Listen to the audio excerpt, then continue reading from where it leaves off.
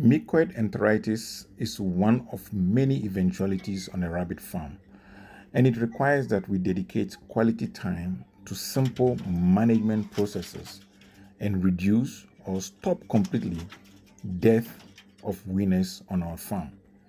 Losing a newly born bunny is kind of normal, it's kind of accepted.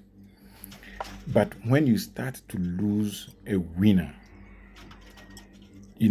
it is a no-no, guys, because it has a direct impact on your profitability.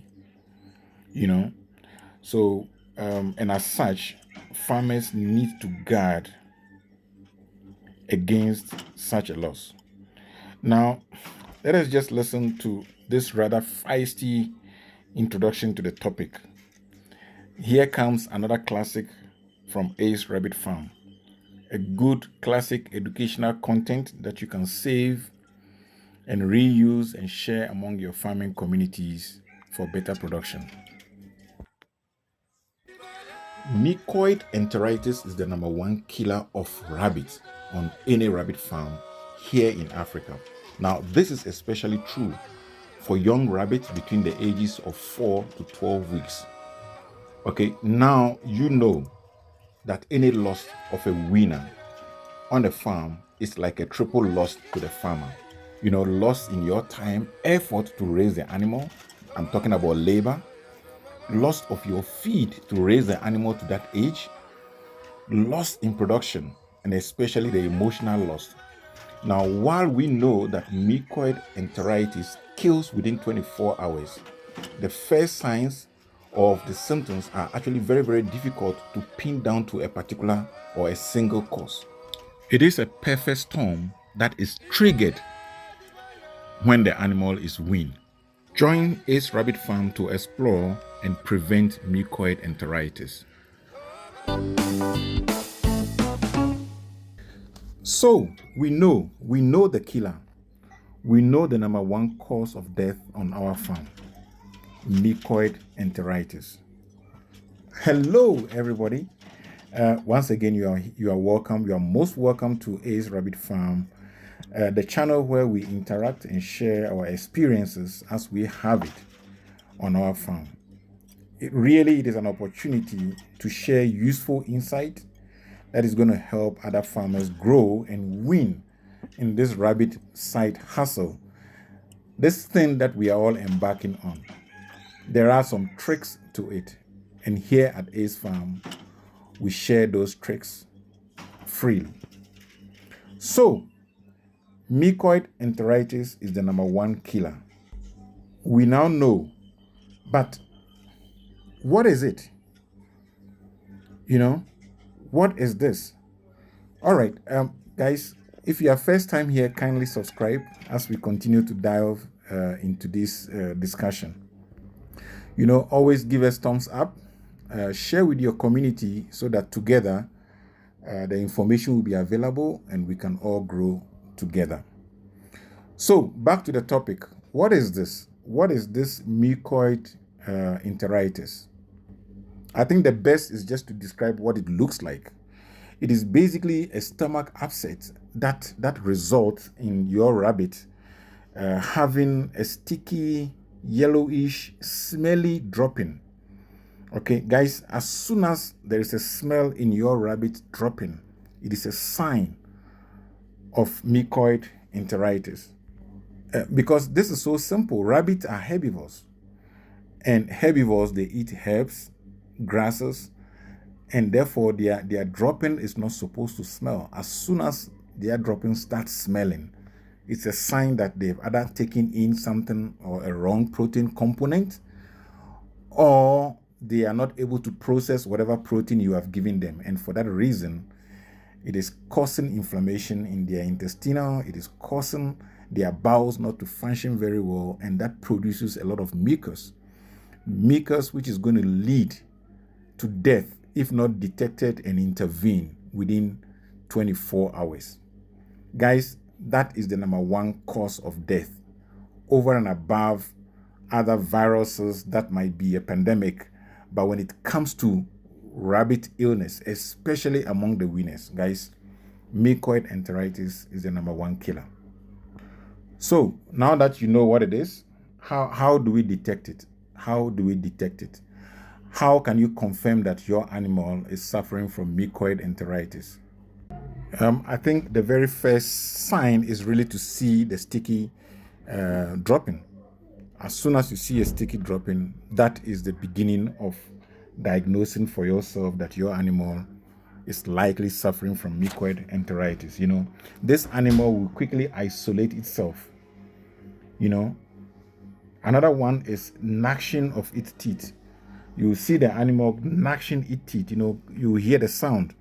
It is a sign of pain. If you see your animal crouched up, if you find the fur is very rough and not smooth. If the animal is slow in movement, the animal is not energetic and running around, as you can see in the videos here, there is a sign of some kind of mucoid or some kind of intestinal ailment which is causing pain, and that slows down the animal. So how does our rabbit get mucoid enteritis? Guys, mucoid enteritis, first of all, is common in animals that are between the ages of 4 weeks to 12 weeks old. For simple reason, these animals are susceptible because their good gut bacteria is not well developed. The flora of all these good gut bacteria is not well developed. Okay, so the microbial system, which we call the good gut bacteria, is not well developed. Okay, and for this reason, any upset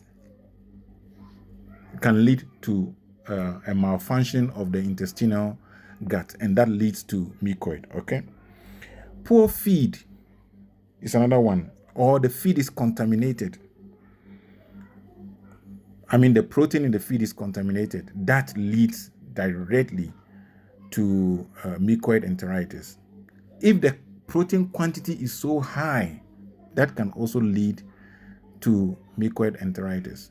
And remember, we keep on saying that rabbits are herbivores. So imagine us feeding chicken feed to our animals, and the source of the protein in the chicken feed could actually be coming from fish, or it could be coming from other animal sources of protein. Since rabbits are herbivores, it is wrong to feed them chicken feed, which would then lead to enteritis. Okay? High food or feed that we give our animal which are high in soluble starch. Corn is a no-no. That can also lead to fermentation, high gas production, and as such, initiate what is called mucoid enteritis. So I mentioned sugar, soluble starch, sugar, molasses. Some people use molasses in their feed. Guys, that can also lead you to enteritis. Okay, so now we know all these elements are ready to lead us into disease, but the final trigger, proverbially people say the final straw that broke the camel back, is any situation that causes stress for the animal, because already the animal's immune system is already down. If you introduce anything that is going to cause stress, that then reduces their immunity, and with their immunity down, guess what? The bad bacteria overtakes the good bacteria, and that leads straight to enteritis. The last but not the least is lack of fiber in their diet. In fact, is one of the major causes of mucoid enteritis. So the final straw that breaks the camel's back really is when we shock their system by weaning them from their mother. Guys, it does not matter whether the animal is 4 weeks old or 12 weeks old. Once we wean them physically from their mother, there is this emotional shock that causes them to lower their immunity, that causes them to become susceptible to this mucoid enteritis. Okay, so this is what I've been trying to say, the perfect storm. And just weaning them is what really drives them into that state of developing this gastrointestinal illness. Now, mucoid enteritis will come in different shapes. Okay, guys, coccidiosis that you all know could be a very mild form, a beginning of mucoid enteritis. Bloating is one form, and before you realize, all of these things happen consistently, and before you realize, the animal gets a serious case of mucoid enteritis, which usually results in death in less than 24 hours. The animal become weak. Some of them even become paralyzed, and you find their anus is wet because of the slimy and sticky droppings that comes out. Okay. Oh, by the way, because there is this sticky thing coming out, the animal is not able to produce secotroph. If the animal is not able to produce secotroph, for it to be able to re-ingest the high-rich, mineral-rich, protein-rich regurgitation or some kind of chewing of the cud, which is what the secotroph is all about, then it means the animal actually becomes malnourished. So all these problems are like a chain reaction. So you see, malnourished, in addition, boom, death follows very, very quickly. Okay, let me see if I'm doing very well. Now that we're catching up on all of this, guys, if you pick this up, how do you solve it? First thing first is mucoid enteritis comes with a lot of pain in the stomach. And we are doing organic farming, and therefore for us, we are going to be using herbs, natural herbs in the bushes that is going to help our animal to recover. So we are in the tropics, and I'm just going to list a few of these herbs that is going to help us to calm down the animal and to help to restore some of the good bacteria. First and foremost, guys, good quality, high, clean fiber grasses, especially turf grass. Okay, that's number one. Number two, introduce apple cider vinegar, guys, because that has got good flora in the system. Apple cider vinegar is a great starting point. Pawpaw has got an enzyme that helps to break down hair balls. We remember these animals, they take in hair as well. So pawpaw has got enzymes that helps to break it down. Again, small portion. Pineapple has got some kind of a chemical called bromelain, I think, that also helps in the digestive systems. Okay, it helps also to reduce diarrhea. Rosemary, that stimulates rosemary. You know, the rosemary herb, it stimulates digestion. Okay, guys. Sage, thyme, willow, the twigs of a willow. I know we've done a lot of discussion about willow.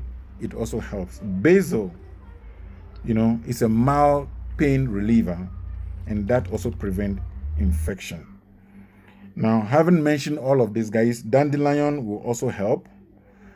And then there's a tree called birch. I've never seen birch in any of the African places, but I think I've seen them in a wet area in South Africa. So they should be available. I will try and see if I can put a picture here for you. Okay, birch. Of course, you can then rely on your local veterinary services to help you with pharmaceutical products, which is going to help you solve this mucoid enteritis. Because the turnaround, if you're not careful, your animal dies in less than 24 hours. Guys, it is an emergency, right? If you see these mucoid droppings, it's an emergency and you need to really rush. Otherwise, like I said, it's a triple loss. Guys, you have spent all your energy and your time raising this animal from tiny little bunny till they are about 12 weeks old. And before you realize, kaboom, they just die. They fall flat and die. It's a loss of time. It's a loss of your feed. It's a loss of your cage spaces. It's a loss of virtually everything that you've put in to get to this production has been lost. It might even cause you to lose, morale and, it discourages you from continuing the farming. So yeah, that is it. Call your veterinary services and get those medication on hand. It must be there all the time because this is just an emergency. All right, guys, we've come to some kind of an end of this particular exploration. And so I'm not going to do any summary today because this is a rich source of information. You can just go back and replay and play again, okay? But I have something for you in the extra space. Guys, check it out. Check out my basket of harvest. It is harvest time on my single tree of pomegranate in my garden. Those of you who've been here with me for all this time, you know already that I've got a pomegranate tree in my house. And every year I go through it and it's just amazing. Look at this. Just look at this harvest. Absolutely. All right, guys, until we catch up again, you know how we do it. Keep farming. All the best, yeah? All right, bye.